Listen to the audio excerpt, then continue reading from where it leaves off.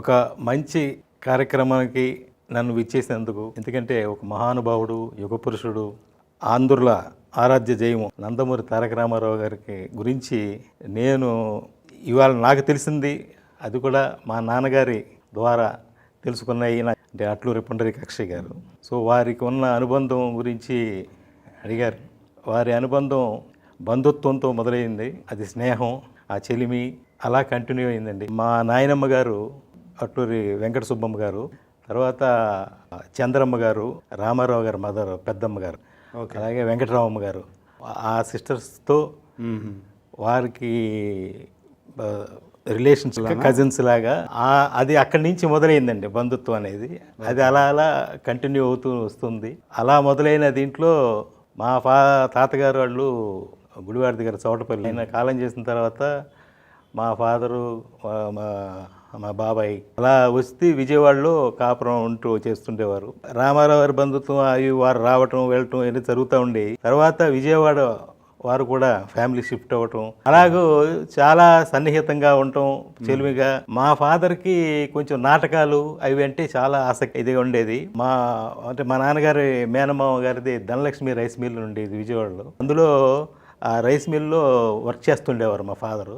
ఈయన పెద్ద ఆయన మామూలు చదువుకుంటూ ఆయనకి ఇంట్రెస్ట్ ఉండటం. తర్వాత మా నాయనమ్మ ఏంటంటే ఆవిడ ఒక ఏంటంటే వచ్చిన వాళ్ళకి కాదనకుండా భోజనాలు వంట చేసి పెట్టడం కానీ అవి కానీ ఆవిడకి ఫస్ట్ నుంచి అదొక ఇదండి మా నాయనమ్మ గారికి. అలా వీళ్ళందరూ వస్తూ నాటకాలు ప్రాక్టీసులు చేయటం ఇవన్నీ చేస్తుంటే వీళ్ళకి అన్నీ వండి అలా చేస్తూ ఉండేవారు. అలా జరుగుతూ ఉండేది. జగ్గయ్య గారు కానీ ఇలా చేస్తూ ఉంటే వీళ్ళకి ఏంటంటే వీళ్ళు ఇలా కాదు, మనం నేషనల్ ఆర్ట్ థియేటర్స్ అనేసి పెట్టుకుని ఇంకా నాటకాలు వేద్దాం అనుకుని ప్రయత్నాలు చేస్తున్నప్పుడు విజయవాడలో గవర్నర్పేటలో అనుకుంటండి రామ్మోహన్ రావు గ్రంథాలయం అని ఉండేది. అది అందులో నాటకాలు ఏంటంటే అది ఆ రోజుల్లో 25 రూపాయలు ఎంత ఉండేదంటండి. దాన్ని తర్వాత ఏంటంటే ఈ ప్రోగ్రామింగ్స్ కానీ అరేంజ్మెంట్స్ కానీ చూడడం ఇదంతా ఆ కార్యక్రమం. ఎందుకంటే ఆయన మిగతా కార్యక్రమాలు ఉండి ఎక్కువ టైం స్పెండ్ చేయకపోయినా మిగతాదంతా అరేంజ్మెంట్స్ అంతా ఫాదర్ బాగా చూసుకునేవారు. అలా చేస్తూ వీళ్ళు ఏంటంటే అక్కడ 50 పైసలు టికెట్ పెట్టేవారంటండి. బాగా చెప్పారు. అలా ఒక 50 రూపాయలు అమ్మితే సరిపోద్దండి. తెలిసిన ఫ్యామిలీకి వెళ్తాం, ఈ టికెట్ మీరు మొత్తం ఫ్యామిలీ అంతా రావాలి చూడాలి అంటే. రామారావు గారికి ఆ మనిషిలో ఏదైనా అనుకున్నా లేకపోతే ఒక పట్టుదల ఒక ఇది అనేదానికి ఒక ఇన్సిడెంట్ ఏంటంటే, అంటే మా ఫాదర్ చెప్పింది, ఒకసారి వాళ్ళిద్దరూ చాలా క్లోజ్గా ఎరా అంటే ఎరా పెద్దడా అని చిన్నడా అన్న అంత అక్వెంటెన్స్లో అయ్యేవారు అండి. మా ఫాదర్ కంటే త్రివిక్రమరావు గారు ఒక 1 year ఆయన చిన్నండి, ఇన్ బిట్వీన్లో ఉండేవారు. ఓకే, అట్లా అటు ఇద్దరుతో అలా అనుబంధం కానీ ఇది అలా రన్ అవుతూ వచ్చేదండి. ఒకసారి విజయవాడలో మన గవర్నర్పేట దగ్గర ఇక్కడ ఉంటారు రాముల కిళ్ళి కొట్టని ఒకటి ఉండేది. ఆ రోజుల్లో సరే సాయంత్రం బాగా ఫుల్గా తినేసేసి ఇక్కడ భోజనం చేసి రే అబ్బాయి కిళ్ళి వేద్దామా అని వేద్దాం అని వెళ్ళి అక్కడ జాడీల్లో రకరకాల జరదాలు పెట్టున్నాయండి. ఈ ఎర్రగా ఒకటి నల్లగా ఒకటి అలా సైజులు అయినా చూసిన తర్వాత ఇదే పక్కన వచ్చి కారాకిళ్ళి కట్టని కడుతున్నారు. ఈయన చూసిన తర్వాత ఇదేంటి ఇది అని అడిగితే, అమ్మ ఇది జరదా రామారావు నీకు కుదరదా అంటే వాళ్ళు ఆయన కొంచెం పెద్ద ఆయన అనగానే ఎందుకు అవుతుందో అది ఇది అని, లేదు ఇది చాలా స్ట్రాంగ్ నీకు తెలియదు అది అని, ఏంటి పందెం కడతారా అని కమాన్ అనేది అంటే ఛాలెంజ్. అది కాదు తెలియదు ఇది చాలా ఇదే, ఎందుకు కాదు నేను ఎందుకు వేయలేను కమాన్ చేయండి అనేసి చెయ్యను అనగానే ఆయన తీశాడు. ఇంకా ఇలాగండా సరే చూద్దామని అతను పంతానికి ఏం చేశాడు, బాగా ఎక్కువ జరదాలన్నీ మిక్స్ చేసి స్ట్రాంగ్గా వేసి ఇచ్చాడంట. వేయించిన తర్వాత కిళ్ళి కట్టారు. ఈయన నవిలేసేసి చాప్ నవిలేసేసి 2 అంటే ఒకసారి అంటే మామూలు ఉయ్యాలి కదా, ఉయ్యకుండా మింగేసి అలా ఇచ్చి అసలు నుంచుంటే వాళ్ళు ఆశ్చర్యపోయారంట. అసలు మామూలుగా అలవాట్లేదు అటువంటిది, ఇటువంటి జరదాది చేస్తే కూడా ఏమి కదలలేదంటే మాతో ఛాలెంజ్ చేస్తావా అది ఇది అన్న పద అంటే ఏమి అనేది అప్పుడు లేదండి. ఏంటి నాతో ఛాలెంజ్ చేస్తావా ఈ రేంజ్లోనే ఉండేది. అనగానే బాబు నీకు దన్నం అమ్మ బాబోయ్ అసలు ఆస్టామినా ఏంటి అలా ఇలాగే ఉన్నావు బాబు నాయన నువ్వే ఇదే అన్న తర్వాత ఓకే కదా నేను వెళ్ళొచ్చు కదా అని 10 నిమిషాలు నుంచిన తర్వాత వెళ్ళమని అనగానే అలా తిరిగి అబ్బాయి అనేసి మా ఫాదర్ భుజం మీద చేసేసారండి. చేసి నేరుగా ఇంటికి వెళ్ళిపోరా అలా ఇంటికి వెళ్ళిపోయి దెబ్బకి అంటే ఎంత లేదని ఎఫెక్ట్ కదా మోషన్ అయ్యి తర్వాత బాగా రిలాక్స్ అయ్యి నేను ఎందుకు చేయలేను అనే ఒక పట్టుదలగా అనేది ఒకసారి ఇప్పుడు ఫాదర్ చెప్తే అది గుర్తొచ్చింది. ఏదో అంటుంటే అది అలా అక్వైంటెన్స్ ఉండేదండి. ఈ ఈ క్రమంలో జరుగుతుంటే ఎల్వి ప్రసాద్ గారు చూడటం, ఆ తర్వాత వారిని ఎక్కడికి తీసుకెళ్ళినప్పుడు మా ఫాదర్ లాస్ట్ ఆ రోజు మా నాయనమ్మ బాగా అత్త అని చాలా ఇదిగా ఉంటాడు. ఏదొచ్చినా ఆయనకి ఏదో వస్తే అత్త ఏమి కడుపు అంత ఇదిగా ఉంది మనకు అది అనగానే ఉండబ్బాయి అని చెప్పేసి ఆముదం మామూలుగా 1 స్పూను 2 స్పూన్లు తాగుతారండి ఎవరన్నా, ఏది కొంచెం ఇదవడానికి. మా నాయనమ్మ ఏం చేసి సీసా ఆముదం బాగా కాసేసి ఇచ్చేదంట. ఇస్తే ఆయన తీసి మూత తీసి గడగడగడగడ అంటే ఏం చేసినా అవుట్ ఆఫ్ ది వేలే చేసి అసలు అది మామూలు మనిషితో సాధ్యమయ్యేది కాదు. ఆయన ఒకరోజు ఒక ఉత్తరం రాశారు ఫాదర్కి, నువ్వు అర్జెంటుగా మద్రాసు రావాలని, నువ్వు రమ్మని అనగానే సరే ఎందుకని మెచ్చి వెళ్ళారండి. వెళ్తే ఆయన ఇంట్లోనే మకాం. ఆ టైంలో పిలిచారు. పిలిచిన తర్వాత 1951లో అనుకోండి మా ఫాదర్ ఉన్నాయి. వెళ్తే అక్కడ నువ్వు అక్కడెందుకు ఇక్కడికి వచ్చి నేను విజయవాడ సంస్థలో మాట్లాడాను. అప్పుడు ఏంటంటే సంస్థలో ఆర్టిస్టులందరికీ శాలరీ బేస్డ్ కింద ఉండేది విజయవాడ. రామారావు గారికి ఒక 750 ఎంతో, నాగేశ్వరరావు గారికి, అంజలి జయ గారు, ఇలా ఎస్పి రంగారావు గారు, ఇలాంటి సోకాళ్ళు చాలామంది ఆర్టిస్టులు అక్కడ మంత్లీ శాలరీ బేస్డ్ కింద సినిమాకి ఆ క్యారెక్టర్ని బట్టి దాన్ని బట్టి ఇంత అనేది ఒక ఫిక్స్ చేసి అలా చేయడం ప్రాసెస్ ఉండేదండి.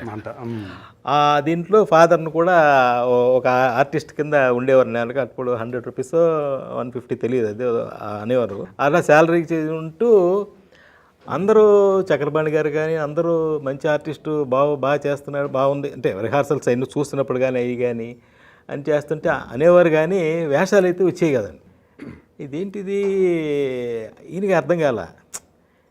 1 నెల అయింది, 2 నెలలు అయింది, 3 నెలలు అయింది. తర్వాత ఎక్కడ దుక్కుపాటి మస్తున్నారు. ఒకసారి ఇప్పుడు నాగేశ్వరరావు పరిచయం చేశారండి. అప్పట్లో ఆయన పిలిచి ఎవరో తెలుసా, అట్లూరి పుండరీకాక్షయ్య గారు, రామారావు బావమరిది ఎన్టీ రామారావుకి మంచి నటుడు, నీ అంతటి నటుడు అదే అని పరిచయం చేశారంట.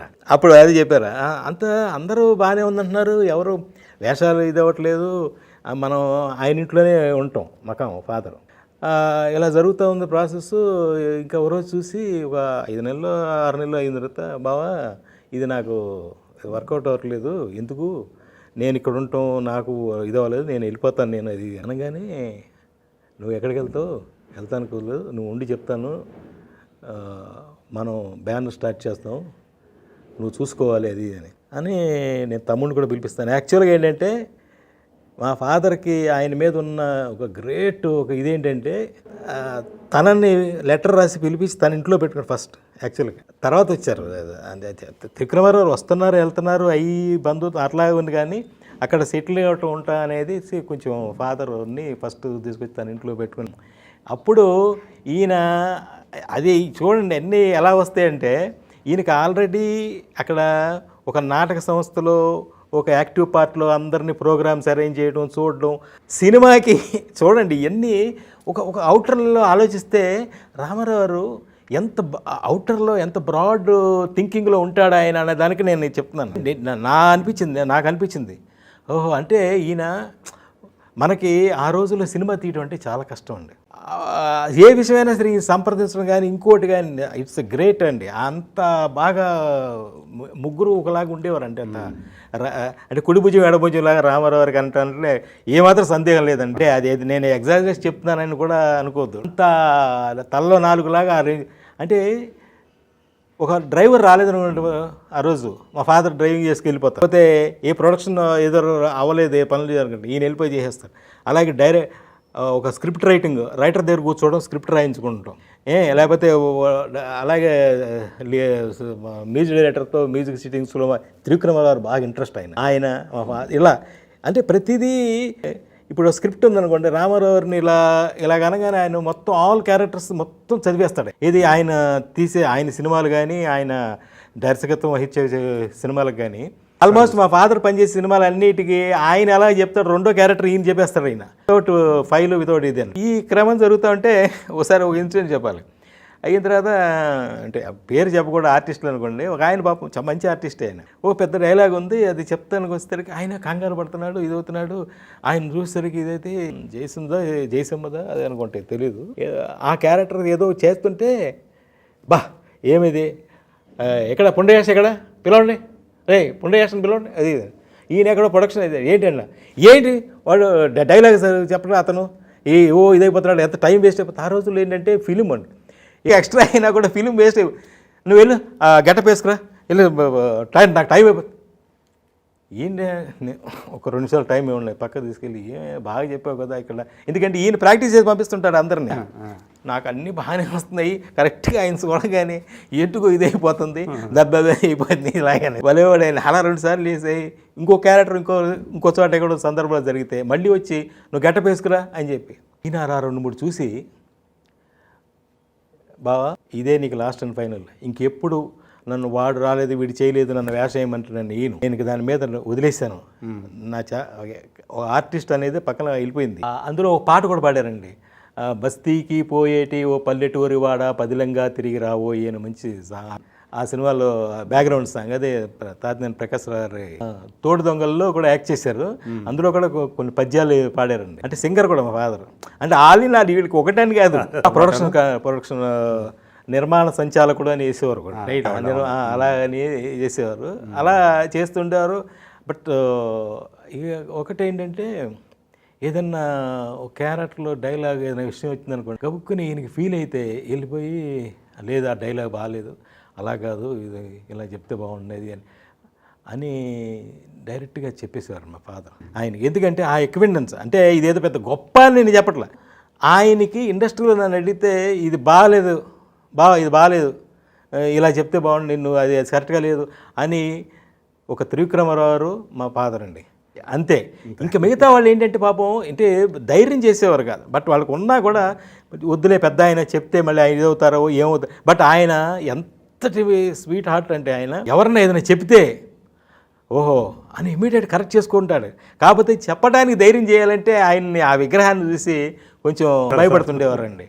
అలా ధైర్యంగా ఏంటంటే వీళ్ళకి అంటే ఆ చిన్నప్పటి నుంచి అలా కలిసి ఉండటం వల్ల ఆ స్వతంత్రం అన్న ఆయన కూడా అలా రిసీవ్ చేసుకుని ఈవెన్ వేరే లొకేషన్లో ఆయన షూటింగ్ జరుగుతున్నప్పుడు ఆయన కలవడానికి వెళ్ళినప్పుడు ఒక మంచి డైలాగ్ ఏదైనా చెప్తున్నప్పుడు ఈయన కనుక ఆ లొడ్డుంటే ఆయన అక్కడి నుంచి చూసి ఏంటంటే ఈయన ఇలాగనే ఏదో అంటే సైకిల్ అంటే 1 more అని చెప్పేసి దాన్ని కరెక్ట్ చేసుకునేవాడు అంటే అంత అలా ఒక వాతావరణం వస్తూ ఆయన అంటే పిచ్చి పుల్లయ్యను సినిమా తీశారు తోడుదంగలు. మా ఫాదరు అవును నిన్ను ఇంత అందగాడివి అని చెప్పి పక్కన ఒక రాకుమారుడని ఒక ఇదని ఒక హీరో క్యారెక్టర్లని ఇలా పెట్టి వాళ్ళందరూ సినిమాలు తీసి ఇచ్చేస్తుంటే కమర్షియల్గాను అంటే ఒక ప్రజ ఇదేనిగా అసలు ఈ పిచ్చిపోలేలో ఆ గొర్రెలుగా పట్టుకొని తిరుగుతా ఒక క్యారెక్టర్ను తర్వాత తోడు దొంగలు తీసినప్పుడు పిచ్చివాళ్ళు మరి ముసలోడు క్యారెక్టర్ ఏంటి ఏం రాబ్బాయి నీ ఏం తెలుసు వాళ్ళందరూ కమర్షియల్గా ఓకే అది కాదు నేను ఒక ఆర్టిస్ట్గా నేను రావాలంటే ఇటువంటి క్యారెక్టర్స్ వేస్తాయి కదా ఇది అని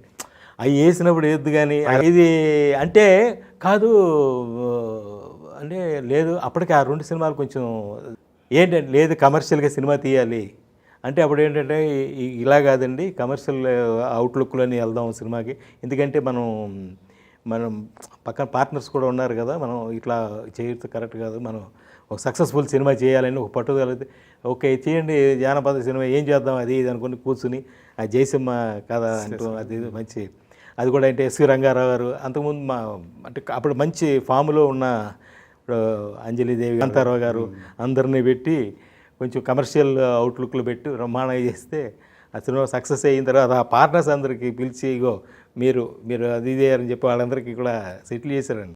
ఆయన నందగోపాల్ గారని పెద్ద ఆడిటర్ ఒక ఆయన ఉండేవాడు. ఆయన ఒకసారి మా ఫాదర్ దగ్గరికి వచ్చి అరే గురుగారు అంటాడు.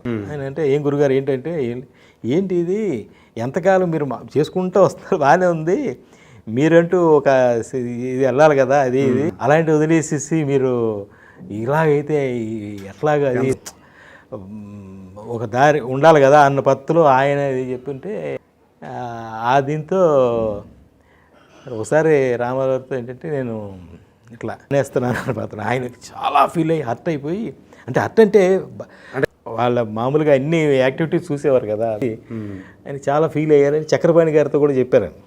వాడు ఆ ప్రొడక్షను ఇది కాకుండా అంటే నేను ఎక్కడికి వెళ్తాను ఇక్కడే ఉంటాను, బట్ నువ్వు సరే అంటే సినిమా అన్న పత్తులో చెప్తే దానికి యాంగిల్లో ఆయన కూడా రిసీవ్ చేస్తాను. ఫస్ట్ కొంచెం ఇదే అయ్యారు ఆ తర్వాత ఆయన కూడా కన్విన్స్ అయ్యారు, వెరీ గుడ్, చేయాలి కదా, చేయకపోతే అన్నట్టుగా. తర్వాత అప్పుడు ఆయన ఒక నవల ఒకటి అప్పాజీ, ఈ రెస్ట్ టైంలో అప్పాజీ అని ఒక నవల ఏదో ఉంటే చిన్న, ఆ కార్యక్రమం చూస్తే అప్పాజీ అని ఒక నవల చదివారు.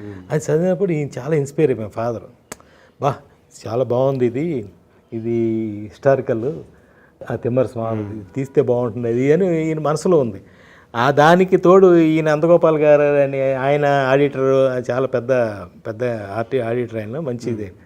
ఆయన సలహా ఇచ్చి ఆయన చెప్తే, సరే నేను ఇప్పుడు సడన్గా బయటకు వచ్చాము, ఇటువంటి హిస్టారికల్ సినిమా తీయాలంటే ఒక విజయ వాళ్ళు లేకపోతే ఆడవాళ్ళు తీయాల్సిన అంత ప్రొడక్షన్ వాల్యూస్ కానీ ఉండాలంటే ఇది కాదు, ఎలాగో అనే వాళ్ళ పద్ధతులు అనుకుంటే ఎందుకు ఇట్లా రామ్ బ్రహ్మ గారు ఉన్నారు, ఆయన ఫైనాన్స్ ఆయన పెడతారు, మొత్తం మీరే చేసి అలా పార్ట్నర్షిప్లో చేద్దాం అది ఇదని ఆయన ఇన్స్పైర్ చేసి ఆయన ఇది సంధానకర్తలాగా రామారావు గారితో కూడా చెప్తే ఆయన రామబ్రహ్మం గారు, నర్రా రామబ్రహ్మం గారు, ఆయన వెరీ గుడ్, బాగుంది, మనం ఉన్నాం కదా.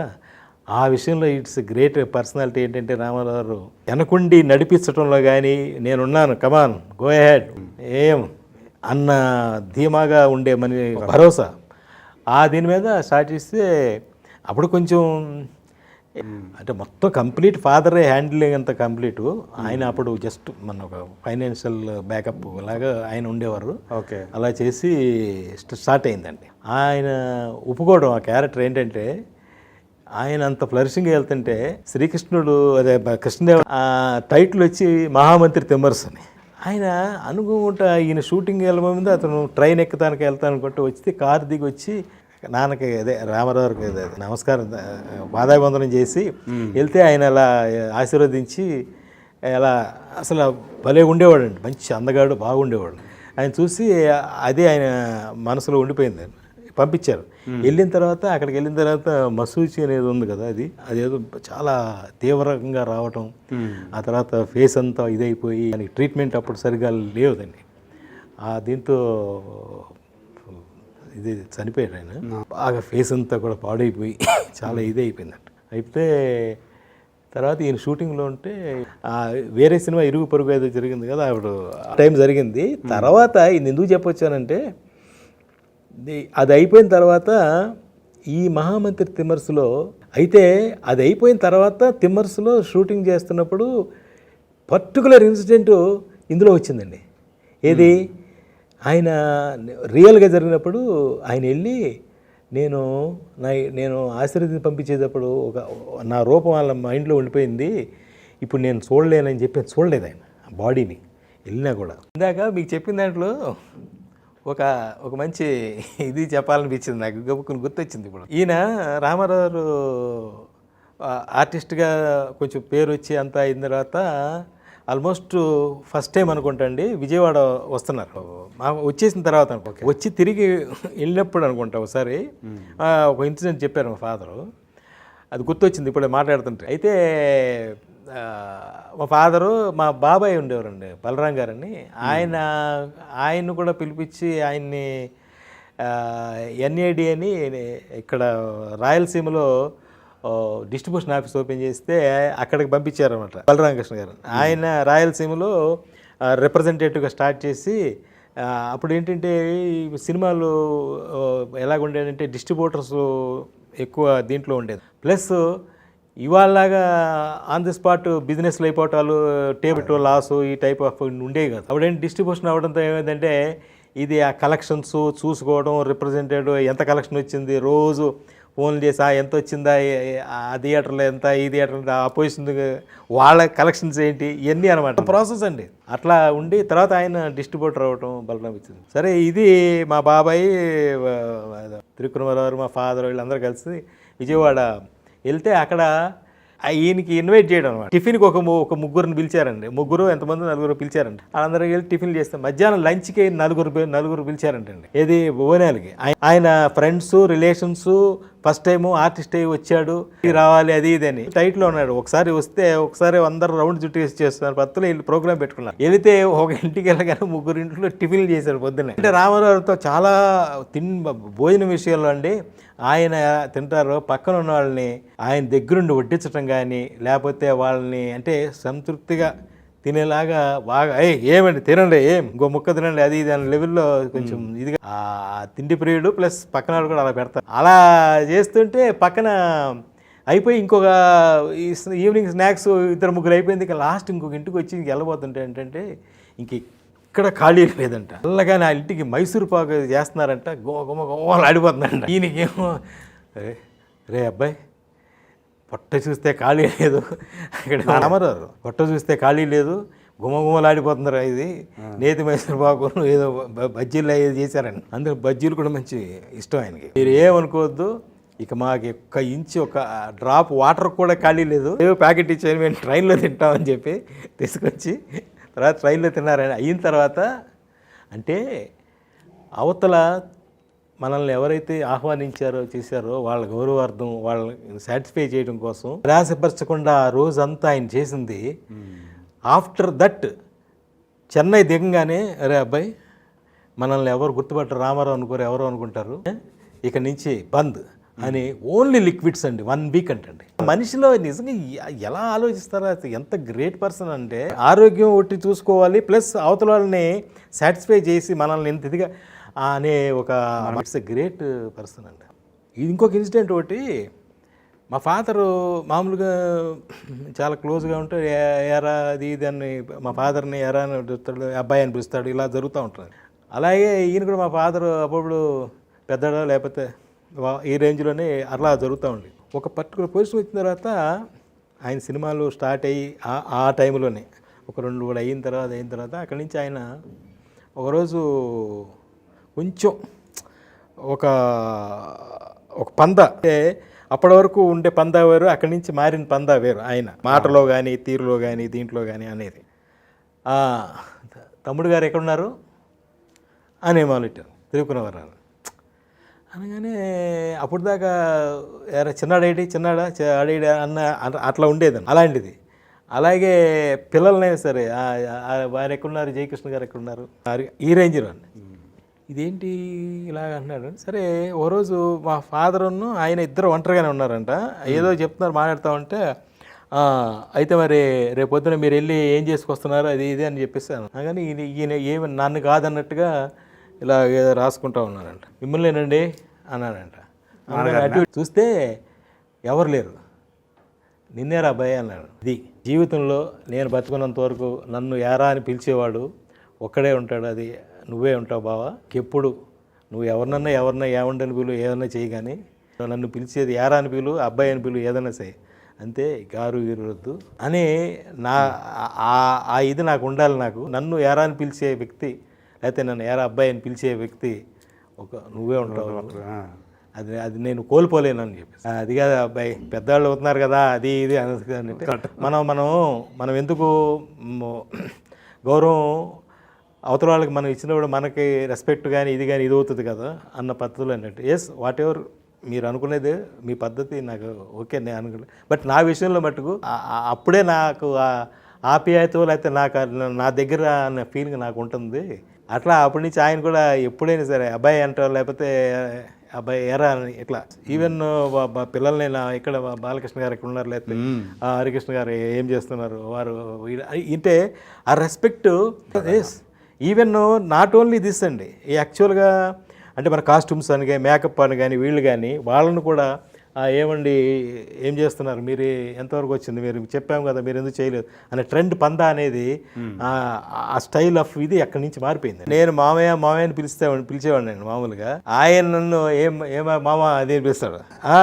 ఇంకా బాగా గుర్తు ఏంటంటే ఆయన త్రెప్టిన్ అని బిస్కెట్ ఈ డబ్బాలు ఉండేవి అప్పట్లో వచ్చాయి, ఆ త్రెప్టిన్ అవి ఆ పిల్లలు అందరూ పిలిచారు మామ ఇటు రాని ఇక బిస్కెట్ తీసుకో అంటే ఆ పిల్లలు ఇది తర్వాత మాకు అది దీనికి వస్తే ఎంత ఇదిగా ఉండేదంటే ఆయన ప్రతి సినిమా ఒక షో వేస్తారండి, వేస్తే మా అందరికీ రివ్యూ అండి. మాకు 5-6 ఫ్యామిలీస్ ఉన్నాయండి, అంటే బాగా క్లోజ్గా ఉండే త్రివిక్రమరావు ఫ్యామిలీ, ఆ ఫ్యామిలీ, డివిఎస్ రాజు గారి ఫ్యామిలీ, అలాగే భూతాల రాజు గారు ఉండేవారండి ఆయన, తర్వాత యోగానంద్ గారని, ప్రకాశ్రావు గారు, ఇలా వీళ్ళందరూ ఫ్యామిలీస్ ఎన్ని కొంతమంది ఉండేయండి. వాళ్ళందరినీ ఇవాళ షో ఉంది అది అనగానే మా పని ఏంటంటే 6ంటికి వాహినిలో ఎక్కడో థియేటర్లో రేషన్ ఉంటుంది అనుకోండి, మేమందరం అక్కడికి 5:30కి ఇక్కడికి వెళ్ళిపోవాలి. ఏది మొత్తం ఫ్యామిలీస్ అందరూ ఎవరు రామరారు ఇంటికి బజులారెడ్లు అందరూ వెళ్తాం అనమాట.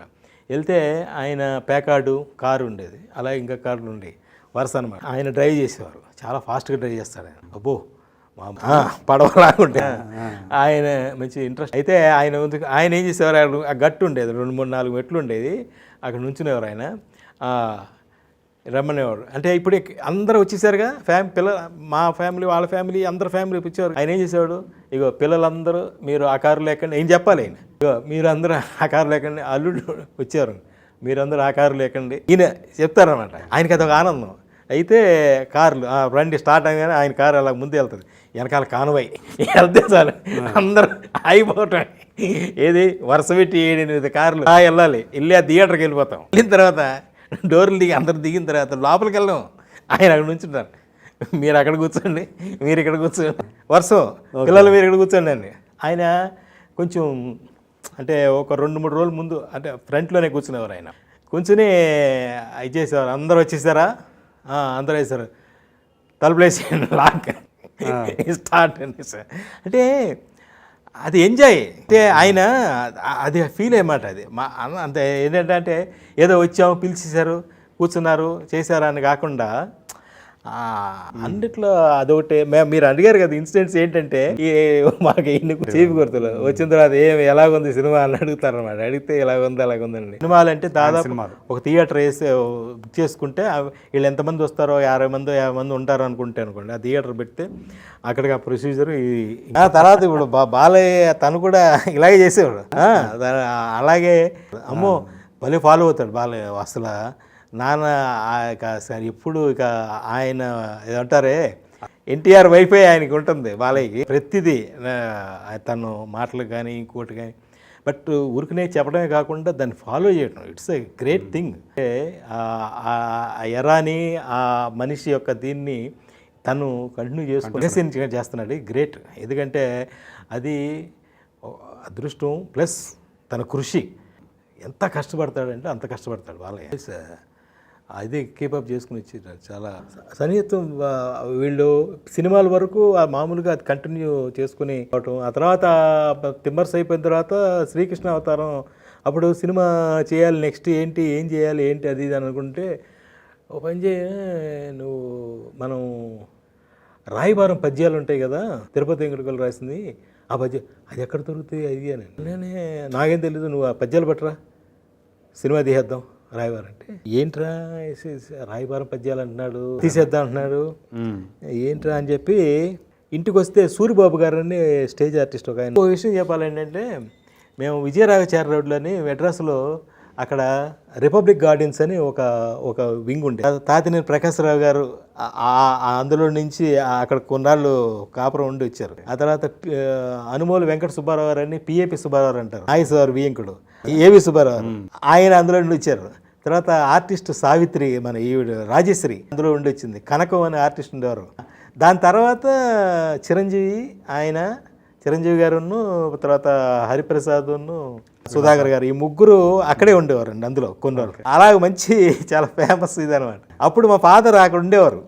ఆ ఈవినింగ్ వస్తే సూరిబాబు గారు మర్చిపోయాను, ఈవిడ ఉండేవారు శ్రీరంజని గారు అండి, జూనియర్ శ్రీరంజని గారు ఉండేవారు కదా, ఆవిడ రిలేషను. ఆవిడ సినిమాలు కూడా తీశారు, ప్రమీలార్జున యుద్ధం సినిమా తీశారు కదా. ఆవిడ చూడడానికి వచ్చాడు. కానీ సూరిబాబు గారు చూస్తే ఏంటి అంటే, ఇప్పుడు రాయబారం పద్యాలు ఎక్కడుంటాయి, ఎవరి దగ్గర ఉంటాయి, అదే మన శెట్టి గారు ఉన్నాడు కదా, శెట్టి గారి దగ్గర ఉన్నాయండి. ఎక్కడుంటాడు, నెల్లూరు ఉన్నాడు, నీకు తెలుసా అని. ఆయన తెలీదు అన్నాడు. వెళ్దామా నెల్లూరు అని. సరే వెళ్దామని. అంటే ఆయన నాటకాలు, మరి ఆయన పెద్ద ఆర్టిస్ట్ కదా, ఏంటి అబ్బో ఏంటి మా ఊరు ఇచ్చారు అది ఇది అనేది చాలా ఇదిగా అంటే, ఏం లేదు నాకు ఇట్లా రాయబారం పద్యాలు కావాల్సి వచ్చింది, పలానా ఎవరో శెట్టి గారి పేరు ఏదో ఉంది ఆయన దగ్గర ఉన్నాయంట. శెట్టిగా ఉండండి రే అని పిలిచాడు కానిస్టేబుల్ని. వెళ్ళి చెట్టు గారు బలం తీసుకురారు అనగానే బాబు ఆయన పడతాలు వేస్తే వచ్చాడంటే. ఆయన వచ్చిన తర్వాత అయ్యా తమరు ఏదో రమ్మన్నారు ఆయన అంటే, ఏం లేదు కూర్చోండి, కాఫీ అవుతారా టీ అవుతారా అది ఇది అని అట్లూరు పుండరీకాక్ష గారు మెడ్రాస్ చేశారు, రామారావు బావమరిది తెలుసు కదా, రామారావు నా క్లాస్మేట్ ఇదని చెప్పుకుని వచ్చి వీరికి ఏదో రాయబారం పద్యాలు కావాలంట, దానికి ఇంత బిల్డప్ ఏంటంటే మీరు ఇమీడియట్గా ఇస్తాను కదా అని చెప్పేసేసి ఊరికినే ఇవ్వద్దండి, నాకు నేను డబ్బులు ఇస్తానని చెప్పి అప్పట్లో ఏదో 5,000 ఎంతో ఇచ్చి ఆ రైట్స్ రాయించుకుని ఇది జరిగిన ఆయన క్యాజువల్గా చెప్పాడు, ఆ పద్యాలు బట్టరా చూద్దాము, ఏదైతే చేద్దాంలే, అది నాకు దాని మీద ఉంది ఆశ అని అన్నాడు ఆయన. అంతేగాని ఇంత తొందరగా అసలు ఎక్స్పెక్ట్ చేయాలి. అదే కృష్ణుడి నిర్యాణం మనం చూపించడం ఏంటి, భగవంతుడు అసలు మన అలా ఇది అంటే అక్కడ మా ఫాదరు అంటే గ్రేట్ థింగ్ ఆఫ్ ఎన్టీఆర్ అనేది చెప్పడానికి కోసం ఆయన నేను ఎలా ఒక నిర్మాతకి ఎంత వాల్యూ ఇస్తాడు అనే దాని మీద నన్ను కృష్ణావతార సినిమా తీయమన్నారు. మొదలెట్టాము, అవతారాన్ని ఫినిషింగ్ చేయకపోతే దానికి ఫుల్ఫిల్నెస్ ఉండకూడదు, అది నిర్యాణం అది తీయపోతే ఫుల్నెస్ ఉండదు, నేను ఎట్టి పరిస్థితుల్లో నాకైతే కావాలి అన్న పత్తులో ఈయన కూర్చునంటే అలా ఎందుకు అనుకుంటారు మీరు, నిర్యాణం అలా ఎందుకు చూపిస్తాం, దాన్ని ఒక సచవే దాన్ని అలా తీసుకెళ్ళిపోదాం అని చెప్పి అంటే బోయవాడు అదే ఆ ముసలం జనించిందండి అని అరగ తీసేసి సముద్రంలో కలిపేయండి అది అంటాడు బలరాముడు. అనగానే కృష్ణుడు చెప్తాడు, నువ్వు సముద్రంలో కలిపినా అది ఇదవ్వదు, అందులో ఉన్న ప్రతి అణువు ఒక్కొక్క ఆయుధంగా మారిపోయి మన యాదవ కులాన్ని సర్వనాశనం చేసేస్తుంది, మన అవతారం సాధించాలి, మీరు ఇంకా ఇంద్రప్రస్థానికి ఇదే సంసిద్ధం కండి అని చెప్తాడు కృష్ణుడు. ఆయన కన్విన్స్ అయ్యి ఆయనకు నచ్చకపోయినా సరే అంత పవిత్రంగా చేశాడంటే అసలు అలాను వాళ్ళు పడుకుని ఆయన చెప్తుంటే అసలు గ్రేట్ అండి. అంటే అటువంటి వాడు పుట్టాడండి. ఇంటికే తన ఇన్వాల్వ్మెంట్లో కానీ దేంట్లో కానీ తనకు వద్దనుకుంటూ కూడా చేయాల్సి వచ్చినప్పుడు కూడా ఎక్కడ ఇది అవ్వకుండా ఇది మెయింటైన్ చేసుకునేవాడు. ఇప్పుడు ఆయన ఒకటి చెప్పాడు అనుకోండి, లేదు అంటే మా ఫాదర్కి ఆయనకున్న దీంట్లో చెప్తున్నాను, ఈయనకి చాలా ఫైట్ చేస్తారు స్టోరీస్లో కానీ దాంట్లో విషయాలు, అదేంటి బాబు అది ఏంటి అలా చెప్తాను, ఏం నీకే నో నేను ఎలా అనుకున్నాను అని అనిస్తే ఈయన కాదు నీ ఇష్టం నాకైతే నచ్చలేదు అని ఈయన వెళ్ళిపోతాడు. ఆ నైట్ ఈయన పడుకుంటారు కదా, ఆయన బెడ్రూమ్లో కూడా వెళ్ళి అలవాటు అని చెప్తేస్తే అయిపోయిన తర్వాత కిందకు వచ్చేసి ఈయన పొద్దున్నే లేచింది, అబ్బాయి రాత్రి నువ్వు చెప్పిన తర్వాత ఆలోచించాను, ఓకే నువ్వు అనుకున్నట్టు చెయ్యి, నేను అలాగే ప్రిపేర్ చేయించు అంటే సెకండ్ థాట్ మళ్ళీ ఆలోచిస్తాడు ఆయన. నేను అనుకుందే ఇది అని కాదు, అప్పట్లో అసలు ఏదన్నా సజెషన్ ఇచ్చినప్పుడు ఫస్ట్ నో అని అనుకున్న తను ఏంటి నాకు చెప్పిన దానికి ఇలా అన్నాడు ఏంటి అని ఆ మూమెంట్లో అన్నా కూడా తర్వాత ఆలోచించి వాళ్ళు పిలిచి ఎస్ యువర్ రైట్, మీరు నేను ఆలోచిస్తాను కరెక్టే అది అన్నీ కన్విన్స్ అవుతూ అన్నాడు. మీరు ఎంత ఫార్స్ అంటే అక్బర్ సలీం అనార్కల్లో రామారావుకి ఉంది, రామచంద్ర గారు మీరు డైరెక్టర్ రామచంద్ర గారు అవును, ఈ వాళ్ళు కనుల చూడు ఇకనైనా అని పాట ఏదో వస్తుంది, అది అట్లా అన్నప్పుడు పాప కవర్ చేశారండి వాళ్ళు భయాన్ని చేస్తే, లేదండి అది పుండరీకాక్ష గారికి రాసిచ్చామని ఆయన రే ఏడు రా ఇది ఏమని రఫీ గారు ఇలా చెప్పాడు మేనేజర్ ఎట్లా అన్నాడు. బాబు ఫోన్ చేసి ఎవరండి బాబు నా కంపెనీ అయింది ఒకటే నాకు పాడినట్టే ఉండండి నేను కూడా వస్తాను, మీకు ఫోటో కూడా ఉంటుంది ఫాదర్ దగ్గరుండి ఆ పాటలు పాడించినప్పుడు చెప్తున్నా. అలాగూ రఫీ గారు అంత ఫాదర్ అంటే అంత, ఎందుకంటే తర్వాత ఆరాధనలో కూడా పాడించారు. అంటే అంటే మనిషి ఆయన అలా ఆ జర్నీ అలా జరిగిందండి. ఈ ఇంకా రాజకీయాల పట్ల ఆసక్తి ఒకటి లేకపోవడం, సో ఇంట్రెస్ట్ లేదు కానీ అక్కడే ఉండిపోయారు. ఇంకా ఆ ఉన్న ప్రాసెస్లో ఏంటంటే ఈయన very active in producers council, producers.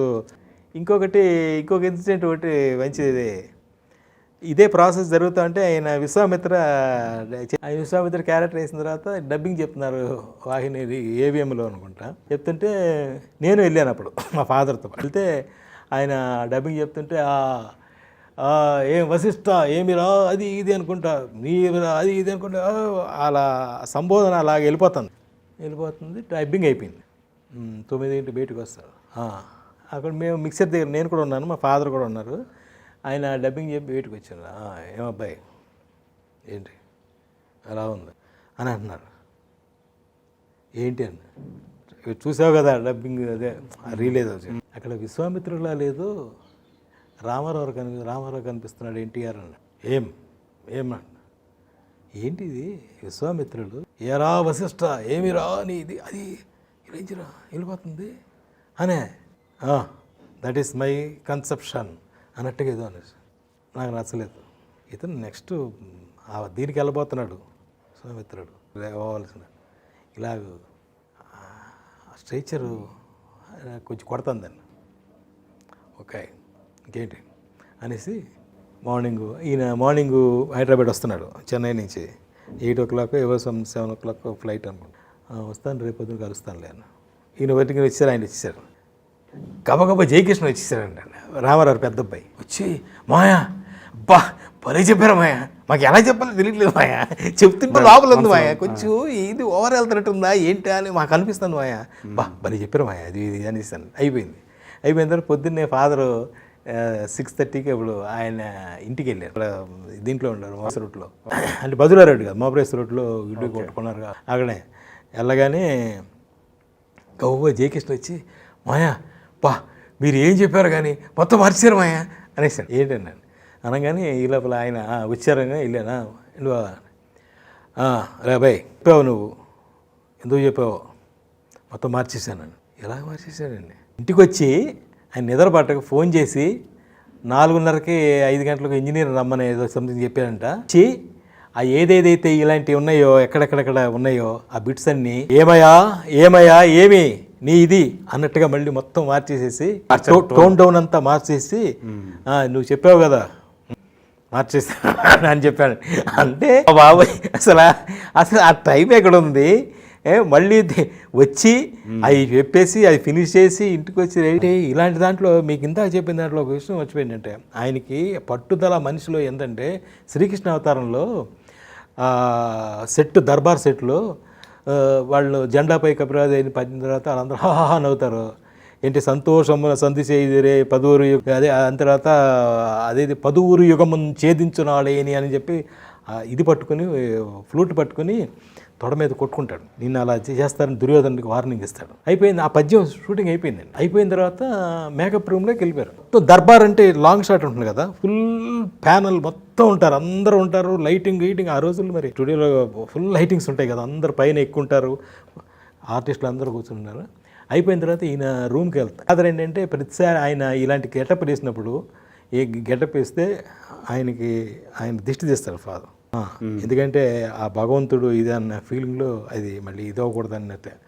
మా సినిమాలో కృష్ణుడి వేషం ఆ రోజు అయితే అంటే ఇమీడియట్గా తీసేయాలన్నమాట. అందులో నుంచి కొంచెం ఇదవుతుందండి. అట్లా ఒక సాంప్రదాయం. అవి వెళ్తుంటే వెళ్ళిపోయి ఆయన ఇలాగ తీపోయి అబ్బాయి ఉన్న సెట్టు లైట్ ఉన్నాయా వెళ్ళిపోయారా అది ఇది అని అడిగా. ఏం బాబాయ్ ఇందాక ఎలా వచ్చిందని. బాగానే వచ్చింది అది ఇదని. లేదు ఒక్కసారి వాళ్ళని ఉండమని చెప్పాను. ఇదే ఉండమని చెప్పి గో ఫాదర్ అది ఇక్కడ మేకప్ రూమ్ ఎక్కడ ఉంటుంది సెట్ సెట్కి వెళ్ళి ఆగండి అందరూ అంటే అందరూ దిగిపోతారు పైన. ఆగండి ఒక్క నిమిషం అన్నారు కామేశ్వరరావుకి. లేదు ఒక 1 more చేద్దామండి బాగా కావాలండి. బాగానే ఉంది కదా బాగా వచ్చింది కదా అని. లేదు ఉంది లోపల అని. సరే అని మళ్ళీ మన అందరిని పిలిచేసి బలబలని వచ్చేసారు. వచ్చిన తర్వాత ఇంక వచ్చిన తర్వాత ఏంటి టేక్ అన్నాడు. వేసి ఆ తొడ మీద కొట్టుకునేది అంతకుముందు లేదు ఆయన ఆ పద్యం చేసినప్పుడు. వచ్చేసి అదే నీ రొమ్ము చీల్చి రుదురమ్ము దావురాడే నేను నీ పదువురు యుగమును ఛేదించునాడే నేను చట కొట్టేసుకున్నాడు తొడ మీద. నిన్ను చేస్తా అని చెప్పేసి అది ఓకే టేక్ అనమాట. కొట్టేసుకున్నాడు. అంత అయిపోయి క్లాప్స్ కొట్టేశారు మొత్తం. అయితే ఆ ఫీలింగ్ వచ్చేసరికి అందరూ క్లాప్స్ కొట్టేశారు. అయిపోయిన తర్వాత అప్పుడు ఆయన రిలాక్స్ అయిన తర్వాత రూమ్కి వచ్చి మా ఫాదర్ తీసిన తర్వాత చూస్తే ఈ పంచె తీస్తే ఫట్టా 3 పాతలు పడిపోయినాయి. అమ్మో అంటే మనిషిలో విశ్వామిత్ర అంటే ఎప్పుడు కృష్ణావతారం ఎప్పుడు విశ్వామిత్ర మనిషి ఆయన అంటే ఇన్ని సంవత్సరాల తర్వాత అంటే అవుట్ ఆఫ్ ఇది అంటే అది 68 నుంచి రాజకీయాలు అక్కడ అదే స్పిరిట్ అదే ఇదేలా ఉన్నాడంటే మనిషి అసలు మర్చిపోలేని విషయం అది.